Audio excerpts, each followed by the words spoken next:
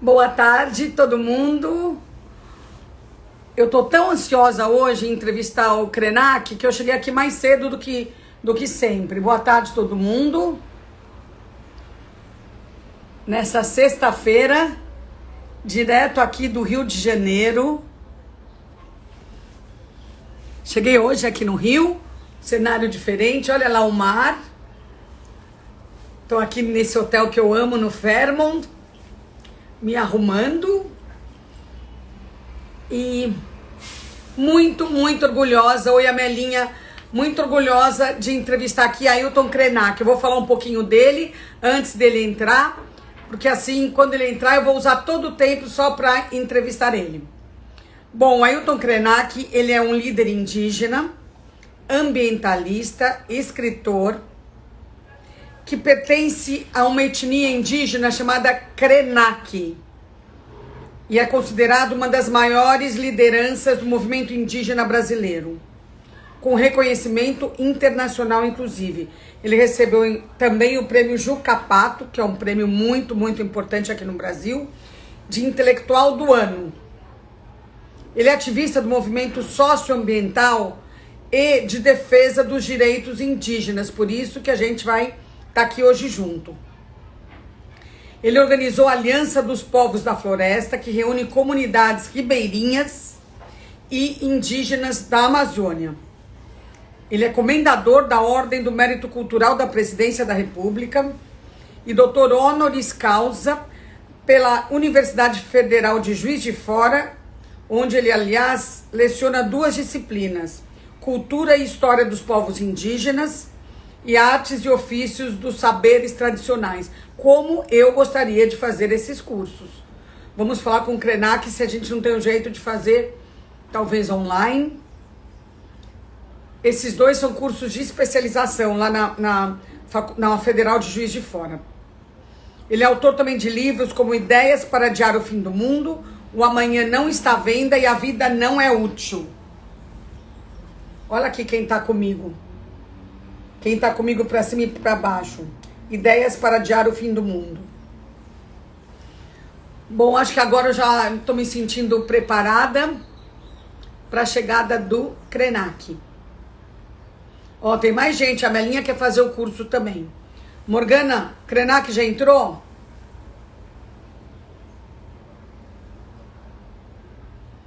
Vamos esperar aqui. Oi, Izzy, direto de Portugal. A Izzy Krenak é incrível. Você faz muito bem de estar aqui hoje.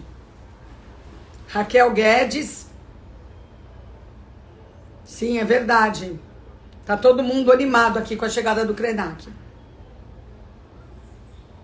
Aliás, deixa eu falar aqui para vocês, antes mesmo dele entrar, ele deve estar ouvindo por aí.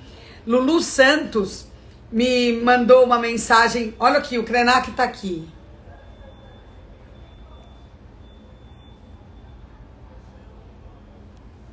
Para ele, pessoalmente. Oi, Jairo. Krenak, que orgulho! Viva! Bem-vindo! Até que enfim! Até que enfim, nós merecemos, né?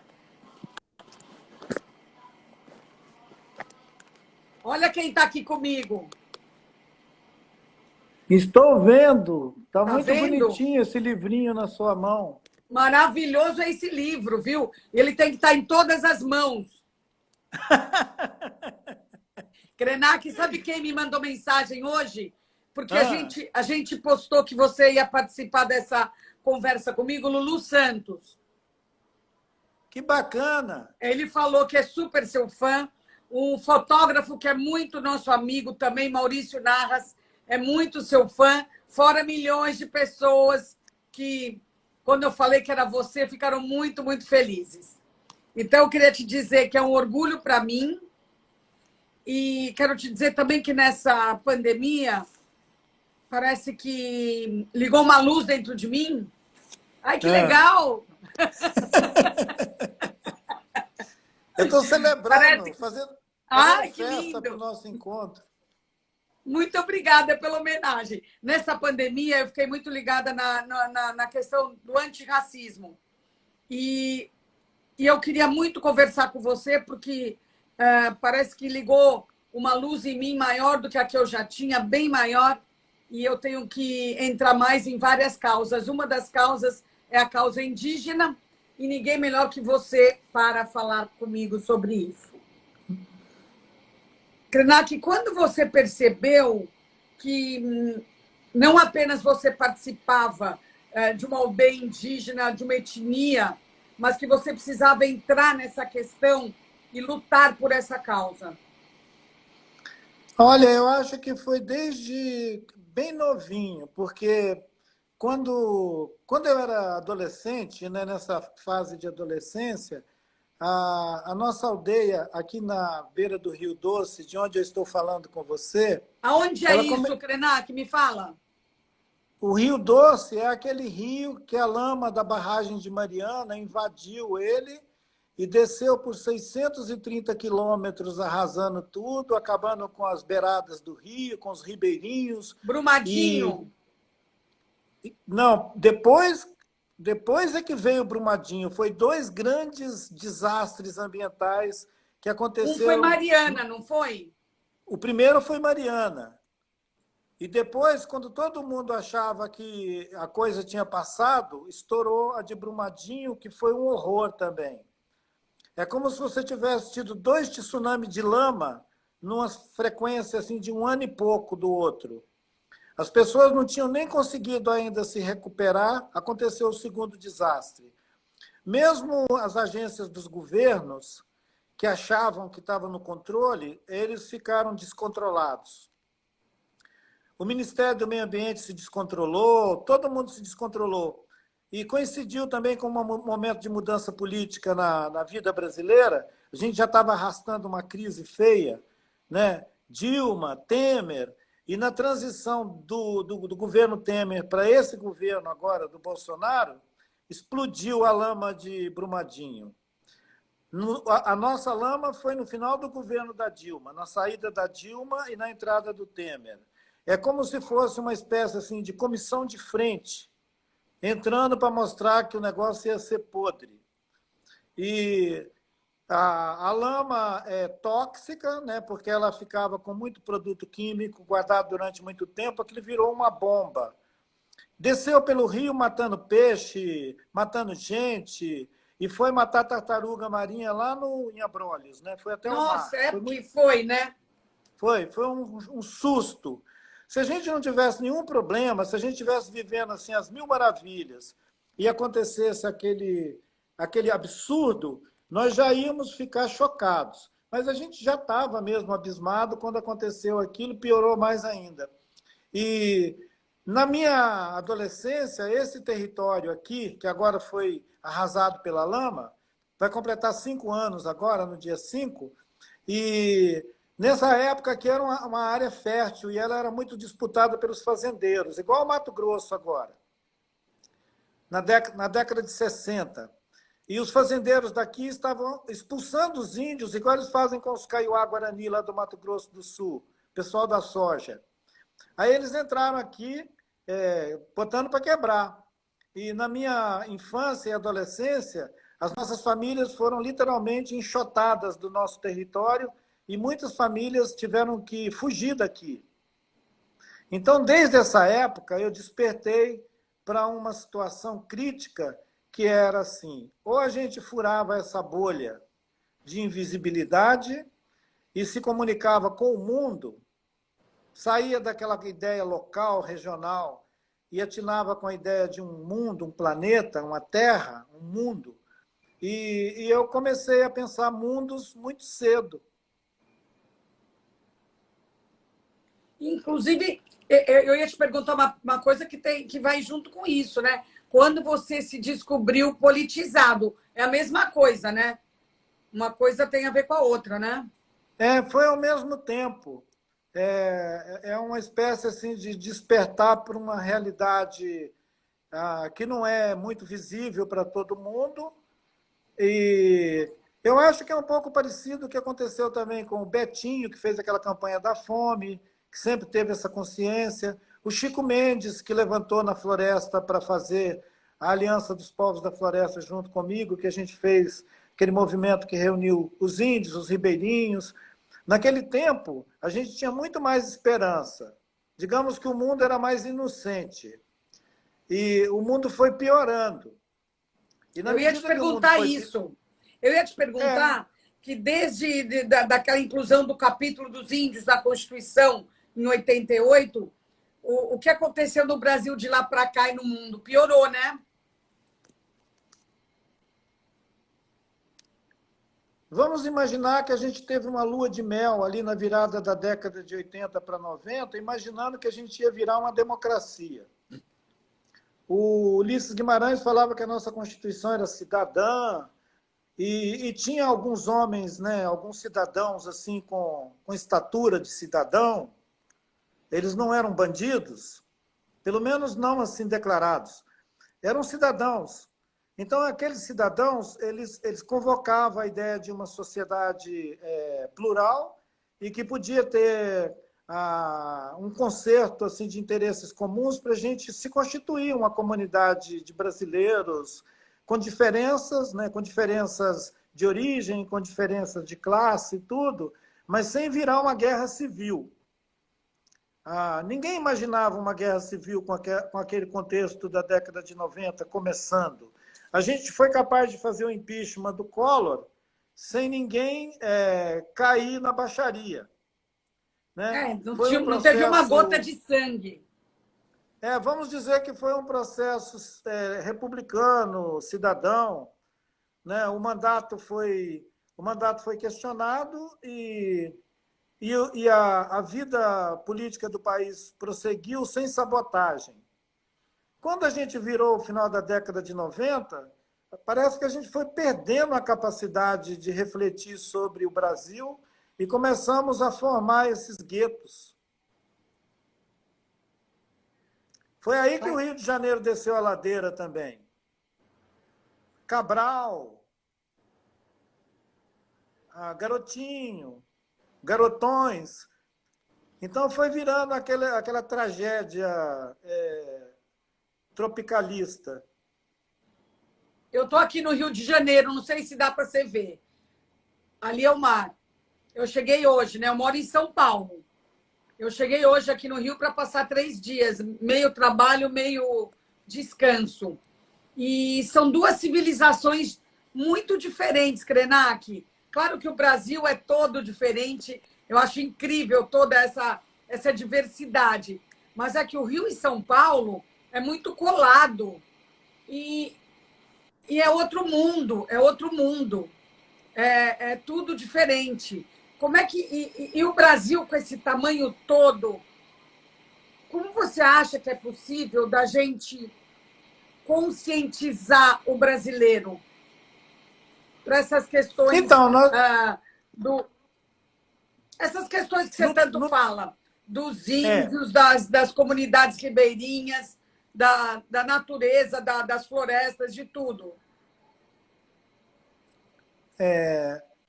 na nossa juventude, a gente tinha pessoas como Darcy Ribeiro, Paulo Maravilhoso, Freire, a gente tinha os Paulo irmãos Vilas Freire. Boas, a gente tinha uma lista, a gente podia abrir uma lista grande de pessoas que dignificavam o sentido de ser brasileiro e que animava a gente para uma ideia assim de sucesso, digamos assim, numa empreitada social, né?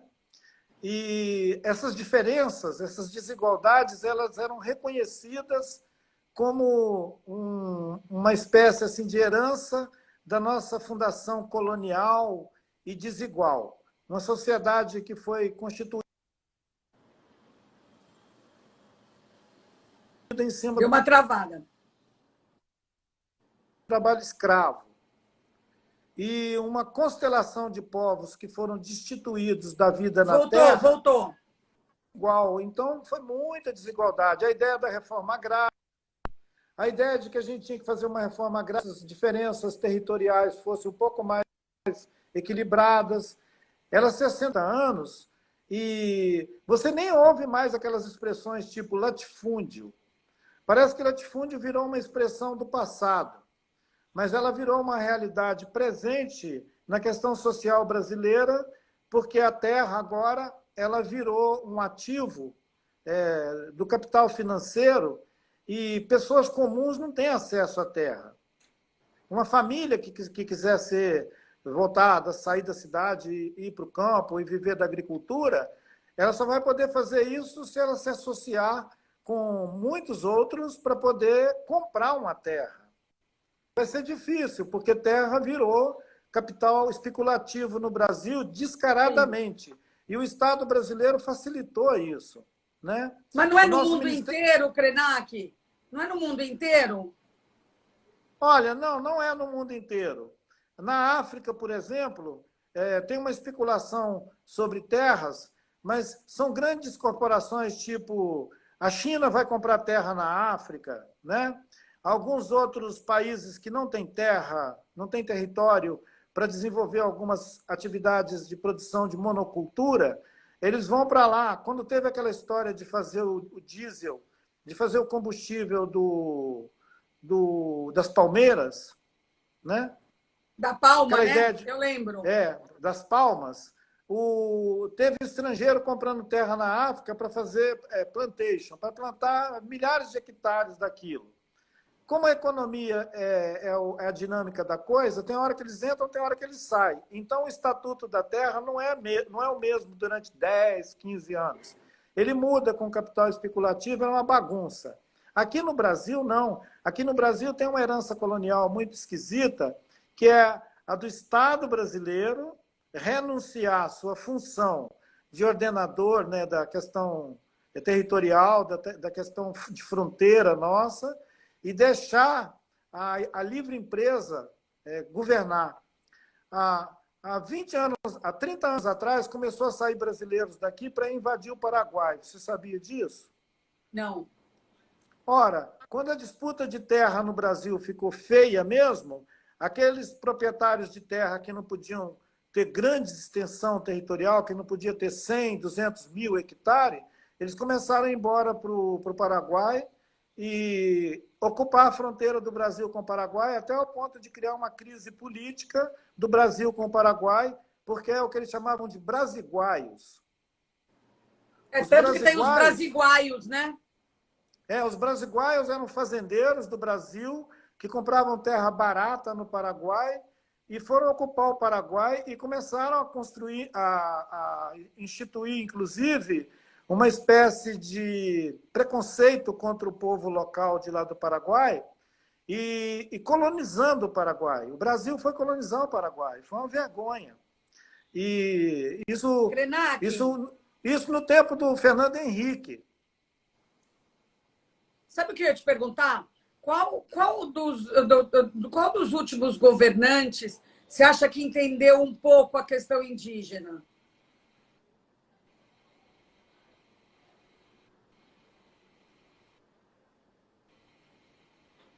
Nenhum. A dona Ruth, é que a dona Ruth tem que fazer alguma coisa para eles entenderem. A dona Ruth Cardoso, a esposa do Fernando Henrique, eu conheci ela bem. Ela conseguiu criar um programa que aproximou de comunidades isoladas na Amazônia, chegou até o Alto Rio Negro. Teve até um evento que ela promoveu, que era como se ela estivesse revelando a Amazônia para o resto do Brasil. Era uma campanha de solidariedade, comunidade solidária. Sim, a minha sobrinha foi para a Amazônia, ela é médica, ela participou e foi. Então, ela pensava essa questão, é antropóloga, né? Ela pensava essa questão com profundidade. E como ela tinha uma influência importante no período do governo do marido dela, ela conseguiu redirecionar muitas políticas públicas para aquilo que veio a ser chamado depois de inclusão. Ela não chamava isso de inclusão, porque quando você chama uma parte da população para inclusão, é porque você está admitindo que ela estava excluída. Do ponto de vista assim, cultural, do ponto de vista moral, É feio um país ter que incluir a sua população, como se a gente estivesse saindo de uma guerra, né? O Brasil nunca teve uma guerra, de fato, então a gente deveria, pelo menos, ter vergonha na cara e não dizer que tem uma parte de nós que não é brasileiro. Somos todos. Então, todo mundo deveria ter a atenção do Estado. A política pública do Estado brasileiro não deveria discriminar o povo que vive na roça, na floresta, em qualquer lugar do país, no Nordeste. Houve alguns esboços de pensar o Brasil quando começaram com aquela história da transposição de São Francisco, né? E um pouco mais a ideia de interiorizar o desenvolvimento. Mas ele foi feito de uma maneira desembestada e agressiva. E ele facilitou o êxodo rural, promoveu o êxodo rural. Muita gente que não tinha condição de vir viver nas cidades migrou para o Sudeste porque não tinha como ficar na floresta, não tinha como ficar no Tocantins, não ficar no Pará. E o Nordeste, historicamente, sempre foi um lugar abandonado. E hoje eu fico vendo essa crise climática, a questão do clima planetário, e eu fico me perguntando por que os brasileiros nunca se tocaram que o Nordeste sempre foi abandonado com relação à questão climática. Eles tinham que viver de cacimba e carregando balde d'água na cabeça. D'água.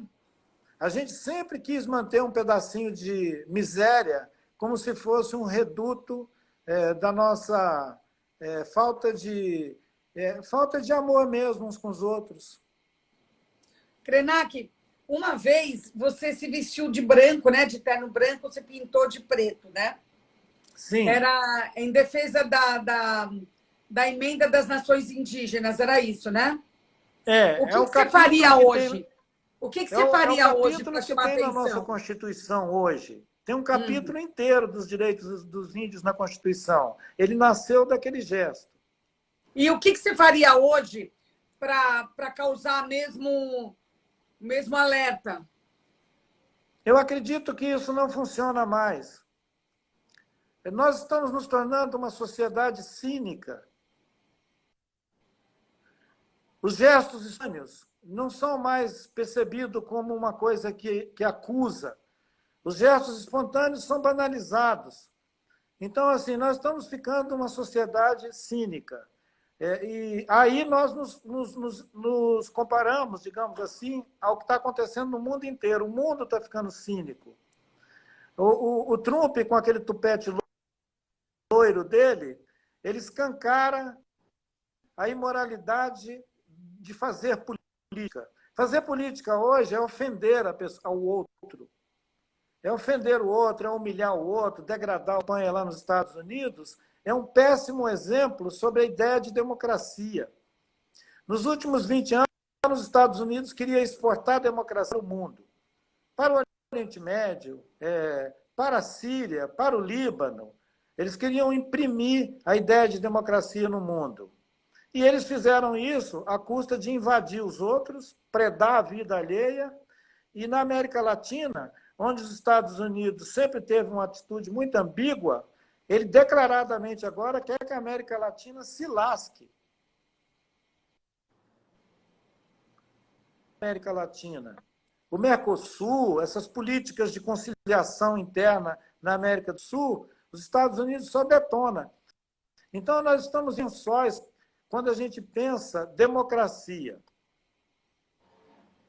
As campanhas que nós temos feito publicamente, chamando a atenção de todo mundo para a defesa da democracia, mostra que a gente está mal das pernas. Porque um país tem que fazer uma campanha pela democracia, significa que ele já está perrengue, né? Sim, que deveria ser uma coisa já instituída, né? No mínimo. Krenak, você fez algum... Você é muito articulado, né? E você é doutor honoris causa, você ganhou o Juca Pato, enfim. Como é que você virou de líder ambientalista para escritor e pensador e promotor de uma consciência tão elevada sobre a causa indígena? Como é que você passou Assim como você também é uma cidadã que interage em todos os campos da vida do Brasil.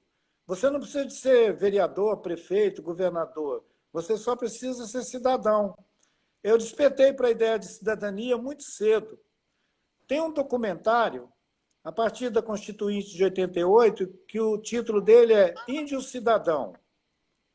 E esse documentário foi feito por um jovem cineasta de Brasília e ele decidiu botar uma interrogação. É um título de um documentário que não é uma afirmação, é uma interrogação. Índio cidadão? Ele pergunta. Ele estava botando em questão se o debate da Constituinte tinha sido de verdade ou se tinha sido um simulacro. Então, desde aquela época, eu estava com 30 anos, agora eu estou com 67. Desde aquela época, eu despertei para uma ideia de cidadania que não tem nada a ver com reclame. Eu não estou reclamando direitos. Tem uma ideia de cidadania que é você andar com a mão estendida pedindo direitos. E tem uma outra ideia de cidadania que é a consciência cidadã, que você sabe que você tem que fazer alguma coisa para que você possa viver num país decente. Você não fica previdência pedindo um pacote, não tem essa bobagem. Quem gosta de pacote é banqueiro.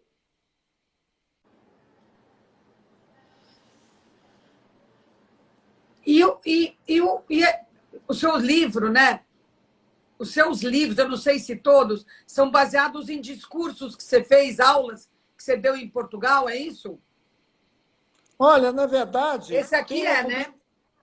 Esse livrinho aí, ele está sendo traduzido agora, ele já foi traduzido para italiano, fez em inglês, castelhano, né, espanhol aqui na América Latina. Na França ele tem uma edição muito bonita, e teve edição na Inglaterra, e agora na Alemanha, e agora ele foi adquirido por uma editora muito importante da Holanda, que é a mesma que publica os grandes pensadores da Europa. Por exemplo, eles publicam Hannah Arendt. Então, eles me botaram na prateleira como um pensador, não como um ativista. Não como um ativista assim, que esperneia, né? Como alguém que tem ideia do meu pensamento interessar aos europeus. E aqui na América Latina ele tem também uma repercussão muito grande. Na verdade, eu sempre caminhei lentamente a uma afirmação de mundo onde a pluralidade, a diversidade cultural, a escolha livre que as pessoas possam fazer da sua maneira de viver. Eu sempre pensei desse jeito. É um jeito libertário de pensar, mas eu também tive a sorte de conviver com gente que me ajudou a entender isso. Eu te falei da professora... Só para... Você conheceu a professora Ruth. Você muito acredita bem, que muito bem. Uma vez, quando o marido dela era presidente da República, houve uma invasão de uma terra indígena no Mato Grosso do Sul e os fazendeiros conseguiram que a força policial, a força militar, um comandante militar mandasse para lá uma tropa do exército para demover os índios. Eu fiquei sabendo que os índios iam resistir e que ia ter uma matança. Aí eu conversei com uma outra senhora, que eu não vou citar o nome dela agora, professora da USP, da mesma geração da Ruth, que ligou para a Ruth 11 horas da noite, na casa dela, e falou: eu preciso levar uma pessoa aí para conversar com você. Era quando a gente chegou na casa do ex-presidente, a esposa dele abriu a porta, botou a gente para dentro, escutou a história e chamou o marido para dizer: você está sabendo disso? Então, eu convivi com gente muito digna, que me ensinou o que é ser cidadão. Eu convivi com Darcy Ribeiro, né? A gente já mencionou o Betinho. Eu não tive intimidade, mas eu conversei e convivi com pessoas como aquele nosso querido Washington Novaes, que fez aquela série sobre o Xingu. Eu lembro dele. Né? E eu conheci pessoas 2, 3 gerações antes da minha que davam atenção para mim e que me ensinaram muito. Eu aprendi muito. E aprendi muito também com meu avô, com meu pai, aprendi com os anciãos. Você sabe que o Raoni agora estava numa lista de pessoas que podiam ser nomeada, ser indicada para o Nobel. Ele ele integrou essa lista do Nobel e hoje de manhã tinha muitos amigos meus querendo saber o que aconteceu. Eu disse para eles que o Raoni tem um vulto, que a nomeação dele, né, a designação dele pelo Nobel, ela ia ilustrar esse vulto, mas a vida dele é isso. Ele é um Nobel. Então, assim, tem pessoas, tem seres humanos que são Nobel. Sim, já tem são. gente que precisa, e tem gente que precisa de um troféu. Então, assim, nós fizemos a campanha para o Raoni por carinho com ele e porque nós sabemos que o Brasil, nesse momento, está precisando desse tipo de afeto, de reconhecimento. Se o nosso país tivesse uma pessoa ganhadora do Nobel da Paz, seria a gente bom. ia comemorar isso assim, com muita alegria, mesmo contido, cada um no seria seu lindo. cantinho, atrás de uma tela. Né? Então, assim, verdade. Esse aprendizado, essa formação é uma formação para a vida inteira. Hoje, os jovens vão na escola, ficam 4, 5 anos e querem sair de lá com um diploma. Eu entendi que a gente passa a vida inteira aprendendo. A vida inteira.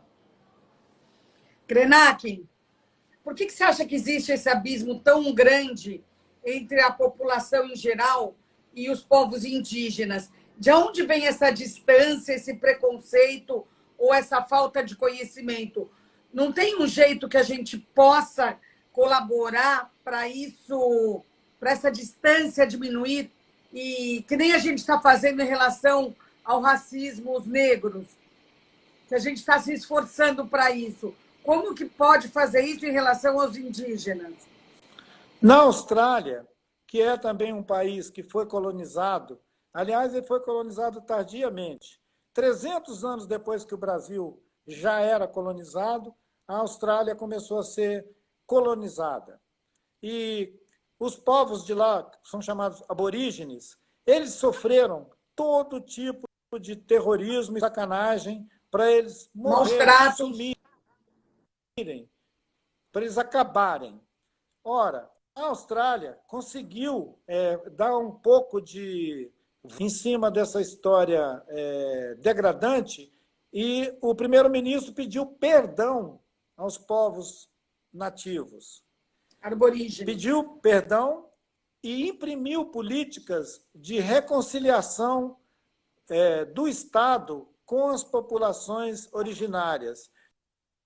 Abriu várias frentes de trabalho interna ao país para que o prejuízo histórico dessa relação com os povos originários fosse corrigido. E eles têm uma esperança de que isso seja corrigido ao longo desse século.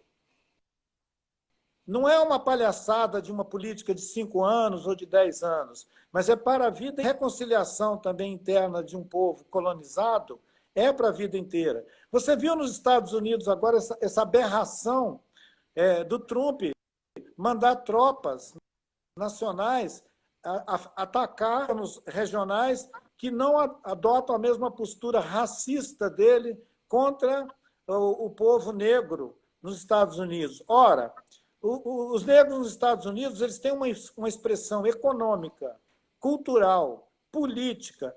Lá teve um presidente como Obama. Quer dizer, não é brincadeira a expressão cultural dos povos de origem africana nos Estados Unidos. Aqui no Brasil, a gente tem uma espécie assim de permanente ignorância sobre o fato de 40% da população desse país ser formada por negros. 54%. Quer dizer, quase a metade da população. Quanto? 54%. Então, em qualquer lugar decente do mundo, 54% da população precisa ser ouvida em qualquer coisa que vai acontecer, porque eles são mais da metade da população. Obrigado. Mas essa correção que você falou, Krenak, essa correção que você falou da Austrália, é o que algumas pessoas estão tentando imprimir aqui no Brasil em relação aos negros. Essa correção. Não seria necessário fazer a mesma coisa com os índios? Eu creio que não.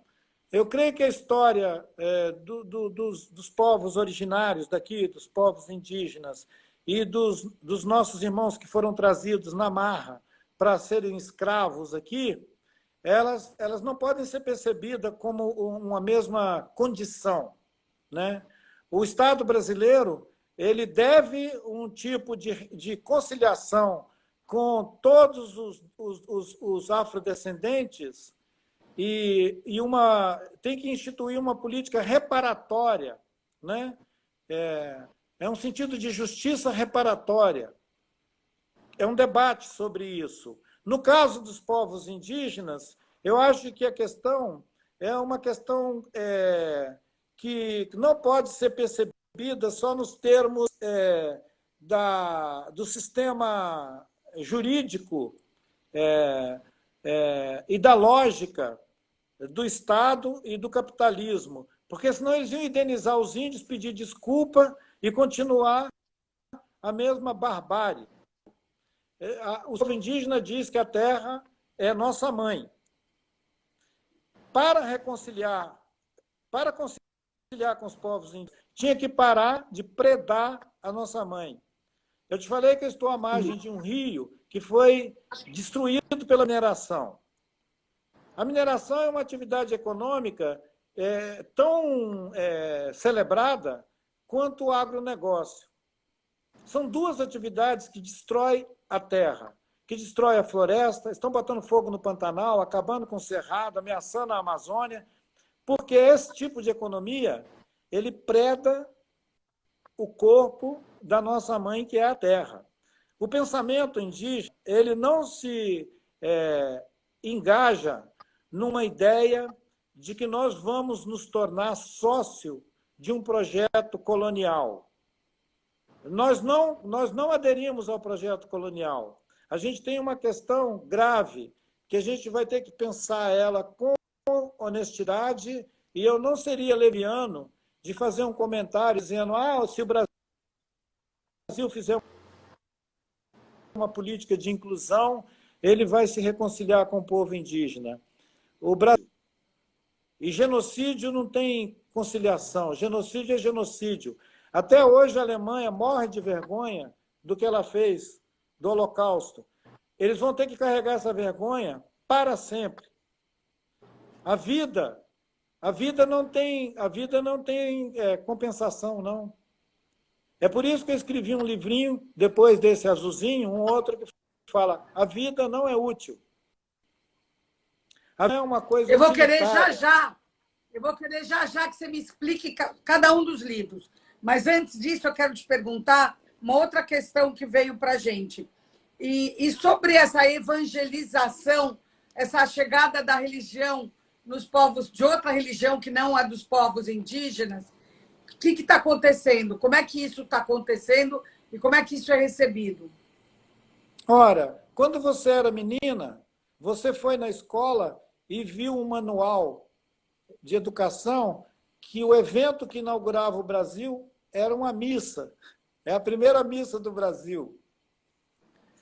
Esse emblema, digamos assim, ele foi plasmado na memória de todas as crianças, talvez até quando ela foi à escola. Ela viu que a gênese do Brasil era uma missa lá em Monte Pascoal. Né? Ora, essa ideia de que a gente tem uma certidão de nascimento, que é uma missa, ela tem muito a ver com a disputa evangélicos de quem manda. Se você for terrivelmente evangélico, você pode ser ministro da Justiça, você pode ser qualquer coisa. E você pode discriminar e sacanear as outras religiões, perseguir. E nós temos assistido, inclusive, um escândalo que é o de pastores e pastoras evangélicas literalmente se associando com a milícia e destruindo terreiros, atacando casas onde tem uma expressão de E fé outras religiosa. crenças, né? As outras Outras crenças. qualquer outra crença é para ser predada. Então, assim, é uma coisa predatória. E é uma maldade se apropriando de uma. Estão se apropriando de uma narrativa que, desde o Papa Francisco, né, desde o Vaticano, até todas as outras, digamos assim, mensagens, que são mensagens cristãs, elas convocam a solidariedade. E esses neopentecostais, eles convocam uma guerra santa. Tem uma professora, uma senhora muito querida, São Evaristo, né, uma grande pensadora, Conceição Evaristo, aqui na Universidade Federal de Minas Gerais, na abertura do Festival de Inverno esse ano, ela disse que nós estamos vivendo uma guerra cultural. Eu me lembro, a última vez que eu escutei falar em revolução cultural, e não era guerra, foi aquela que teve na China. A revolução cultural depois do Mao Tse-tung, que era aquela ideia de que os burgueses, né, as pessoas que estavam se aburguesando, elas tinham que ser, para que elas fizessem uma confissão e voltassem para a reeducação que o Estado impunha às pessoas. Tem um filme muito bonito, O Último Imperador, um menino imperador sendo tripudiado por essa política de revolução cultural.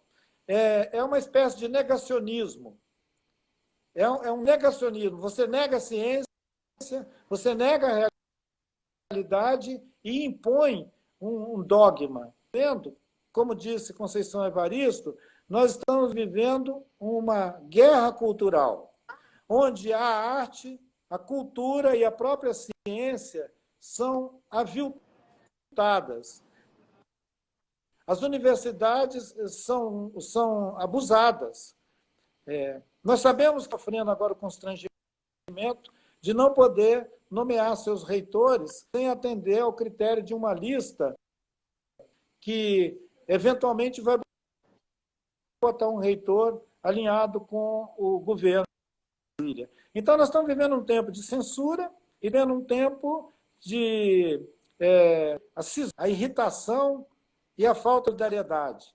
Que saudade que eu tenho da Ruth, que era capaz de atravessar o Brasil levando uma campanha de comunidade solidária. Afeto. Mas, Krenak, na história do Brasil... Agora a gente vive num tempo que, se você falar sobre solidariedade, as pessoas vão te olhar com a cara estranha. Mas, Krenak, nunca teve outra antes da Ruth ou depois da Ruth, né? A Ruth foi uma ilha de excelência, né, nesse país. Não é verdade? Sim. Foi uma safra muito boa. Talvez tenha a melhor safra de brasileiros que a gente pôde sonhar, com uma sociedade que, mesmo partindo de patamares muito desiguais, não incentivava a matança.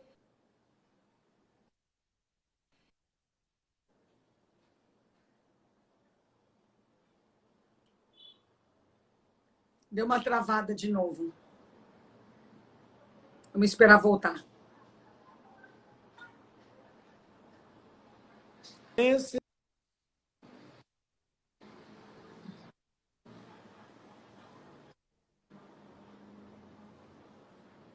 Tá me ouvindo, Krenak? Né? Ninguém tinha coragem em favor da exclusão social. Hoje, as pessoas fazem isso como se fosse uma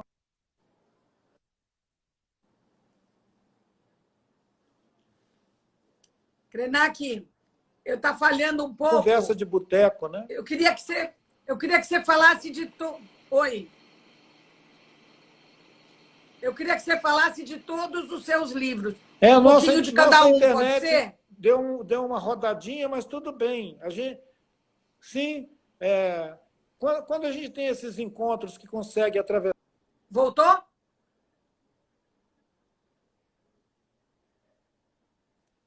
Tá me ouvindo?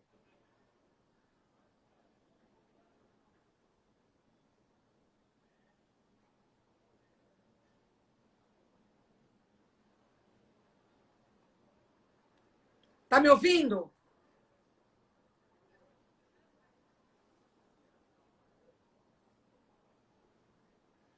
Morgana, me ajuda com o Krenak, por favor.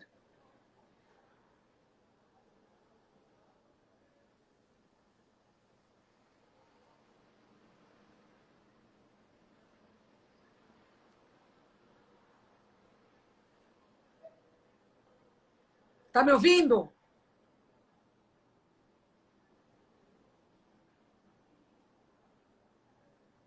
Vamos esperar voltar.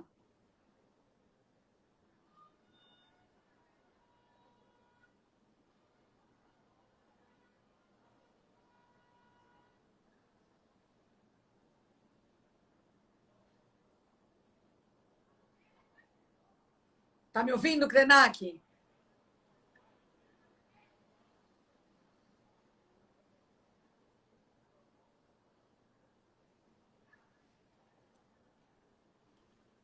Queria tanto que voltasse novamente, que eu queria falar com o Krenak dos livros dele. Não só desse, mas dos outros. Vamos esperar retomar.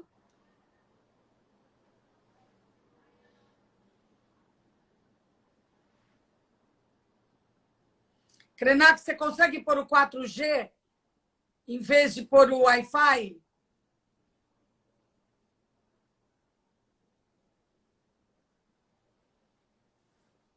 Tem 4G aí?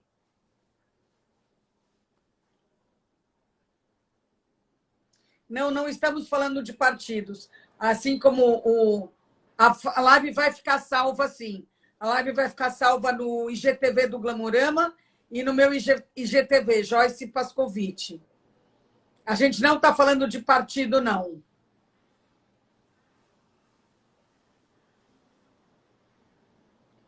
Você tem 4G aí, Krenak?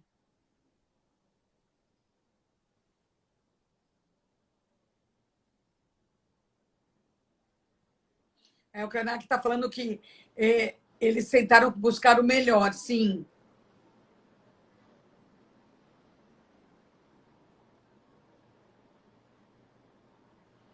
Vamos ver se a gente consegue voltar.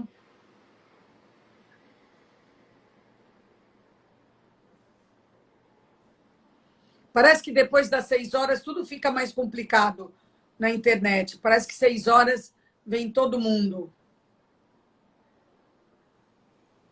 Enquanto o Krenak está tentando, ó, não deixem de comprar esse livro. Ai, caiu. Morgana, será que eu consigo trazer ele de volta? Olha aqui. Vamos tentar pôr ele de volta aqui, olha.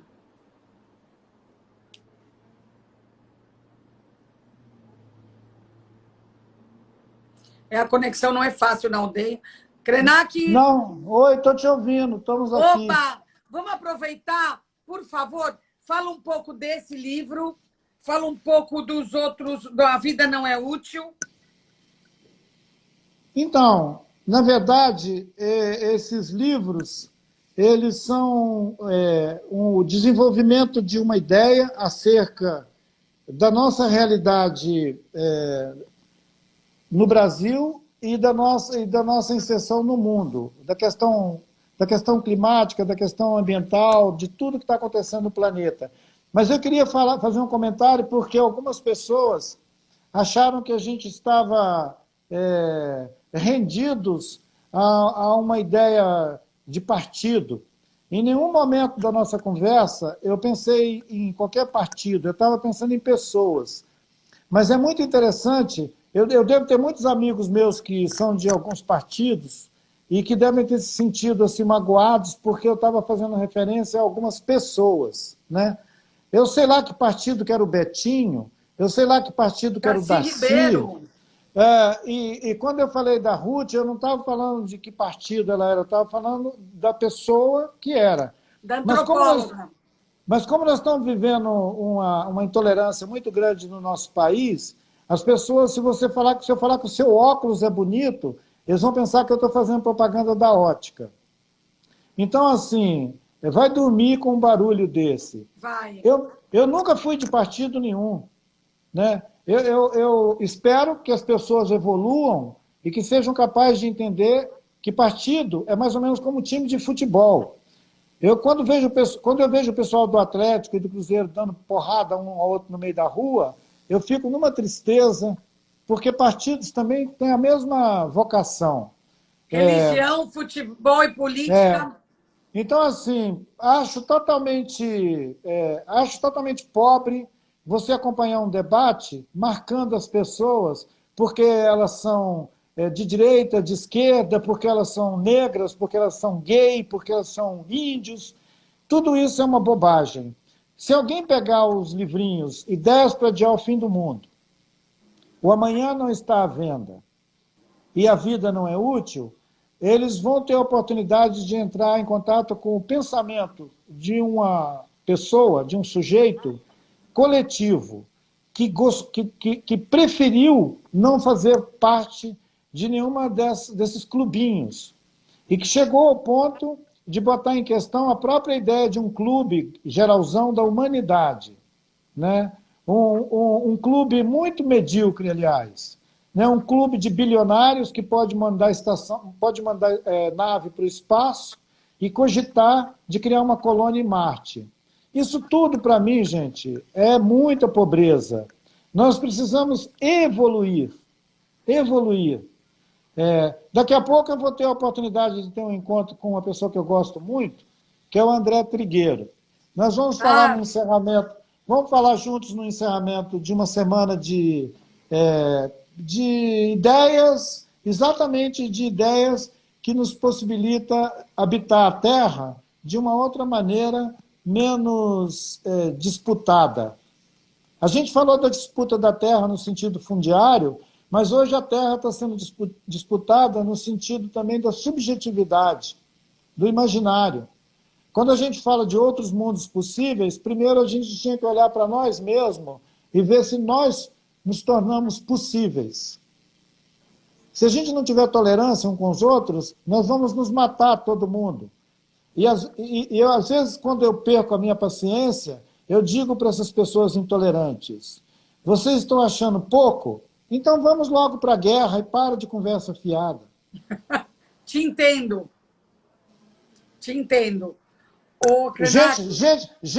Gente que fica escondidinho nos seus cantinhos, né, condenando o mundo e não são capazes de sair desse buraco, eu digo para eles, olha, se não está bom, então vamos logo para a guerra. Para de conversa fiada, né? Você tem toda a razão. Bom, eu estou ainda nesse aqui, tá? Depois, qual que você me aconselha a ler depois desse? Bom, o desenvolvimento da tese, se a gente for pensar Ideias para Adiar o Fim do Mundo como uma tese, o desenvolvimento dele é em relação ao mundo do trabalho, quando a gente fala que o amanhã não está à venda. A nossa geração cresceu escutando um mantra que era tempo é dinheiro. Né? Tempo é dinheiro. E essa ideia ela está impressa também no processo formativo das nossas crianças. As nossas escolas ensinam para as crianças que tempo é dinheiro. A fábrica ensina para o operário que tempo é dinheiro. Tem um relógio e tem um cartão, eu me lembro, agora tem um cartão eletrônico, mas tinha um cartão físico, que você enfiava ele na máquina, batia e entrava para o trabalho. E vendia o seu dia de trabalho. Um homem ou uma mulher trabalhavam 55, 65 anos, para depois dizer, agora eu vou me aposentar e vou viver. Isso é vender a vida. O amanhã não está à venda. Como radicalizando o pensamento, se o amanhã não está à venda, então qual é a utilidade, o sentido utilitário de viver? Você vive para quê? Para criar um banco? Para construir um prédio? Para fundar uma cidade? Ou para fundar um país? Então você pode ter um projeto, você vai viver, a sua vida é isso. É a ideia da vida utilitária, a vida útil. E eu insisto que a vida é um dom. A vida é um dom maravilhoso que, se a gente for capaz de evoluir mentalmente, ela cabe todo mundo. Cabe todos. A gente não precisa matar ninguém. Cabe todo mundo no mundo. Tem para todo mundo. É mais ou menos como a Kombi da boa vontade. Na Kombi da boa vontade cabe todo mundo. Agora, se for medíocre, você não cabe nem no transatlântico. Krenak, eu gostei muito de te ver, de estar com você e poder ouvir da sua voz, as suas palavras, o seu pensamento, a sua visão, que é tão saudada e tão celebrada por pessoas tão importantes. Eu fico muito feliz de ter a possibilidade de repercutir, né, de ressoar no sentimento de tantas pessoas. Gratidão por dar essa chamada de público para a gente conversar junto. E, para além do nosso encontro agora de tarde, a gente teve a oportunidade de encontrar um montão de gente que passou por aqui na nossa e que vai passar conversa. ainda. Maravilha. Muito obrigada, Krenak. Parabéns.